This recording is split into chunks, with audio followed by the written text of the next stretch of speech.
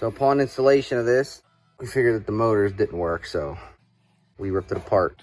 And you'll see what was behind this mirror and what we had to do. It's real quick. We didn't really shoot much video, but you'll see. As you can see, we used the motor from my stock mirrors, actually in pretty good condition.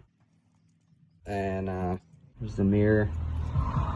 And you unplug it, and we reused the wire from the Cobra one, so.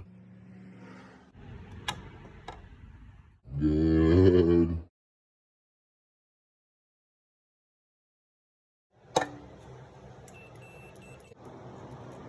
Checking the continuity here with the wire, or this goodness over here. Okay, there's that. That's right.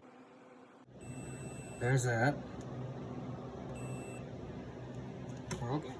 So the wire's good? The wire's good, the motor's bad. Wire's good, the motor's bad. You know what the positive is to that? Is that how are we gonna fix that?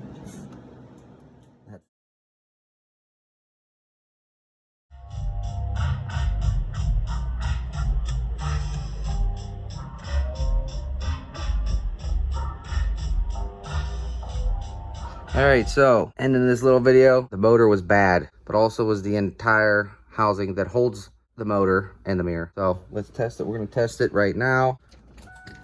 As you can see, it's all back together. I'm going to, that one works, watch. That one works. Switching it over to that one. And here we go. Boom. It works.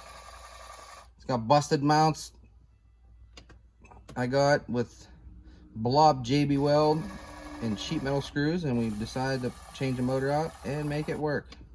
So that's that. Over and out.